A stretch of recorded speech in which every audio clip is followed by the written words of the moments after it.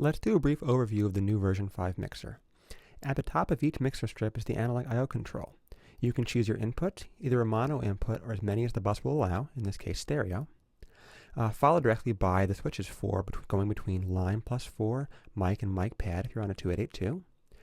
You can go ahead and turn the 48 volt phantom power on and off from this spot, including being able to trim your inputs up and down. Directly below that is the character. Character is a new feature of version 5 which has vintage analog modeling of circuits, tubes, FETs, transformers, and you can insert your character here. Right below that is the first of 2 direct outs. The direct outs allow you to route a channel either to FireWire, which is to the computer, or to any of the physical outputs. Now we have 2 of them, one before your inserts and one after. So you can route pre-insert effects for recording dry and post-insert effects for recording wet. Now we're looking at a strip for the 2882 which contains the analog I/O controls. Let's go ahead and take a look at the strips for the ULN2. You're going to notice a lack of I/O controls here, but the same character and the same direct out, either pre and post. Take a look at the inserts.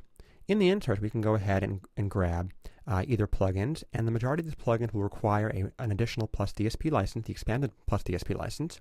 You can add plugins such as our award-winning Mio strip for gating, EQ, compression. You can also add in here send. You can send to any bus. Let's go ahead and send it to the reverb bus here. You can see our reverb bus active now. We can also add in plugin macros. Let's go ahead and grab a 2D amplifier, one of our new guitar simulators that also requires the expanded Plus DSP license. Let's go ahead and grab the MH Clean. Now macros are pre-built chains that you can simply insert with one click. If you're interested in building Plus DSP building blocks in our graph, you can go ahead and insert a graph into your mixer strip.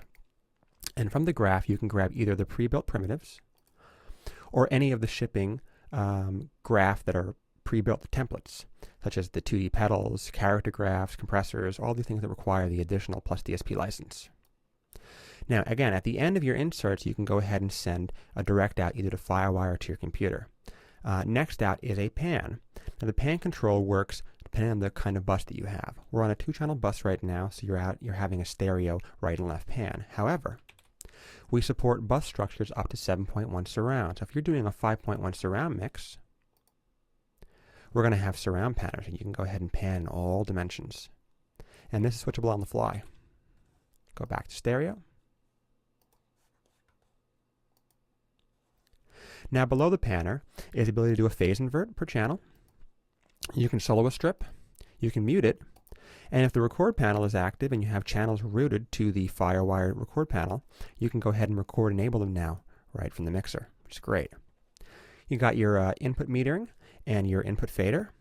Channel name is reflected below that, and the last thing on the input strips are the ability to send to a particular bus. Now directly to the right of that, we have our master fader strips. Now master fader strips go ahead and they take inputs from a bus and they pass it out to hardware or FireWire. So you notice that we don't have any analog I/O control here, and there's no input section because they are taken from the buses, but we do have character, direct out, both pre and post inserts. You can go ahead and grab a bus wet or dry, depending on which one direct out you take. The full ability to insert plugins, sends, macros, and graphs, depending on the level of your Plus DSP license. You can go ahead and mute a bus, and if your bus is routed to FireWire, you can go ahead and record enable it from one single button. That's great for doing quick stems and bounce backs of bus assignments. Now at the bottom of the bus strips, you can go ahead and send either the output to a FireWire, which is returning to the computer, to your DAW to record, or you can go ahead and route to any of the analog channels, including be able to add with one step to the monitor controller. Let's talk about doing some custom configuration. Now, one thing we'd noticed is that this is a multi-bus, multi-box mixer.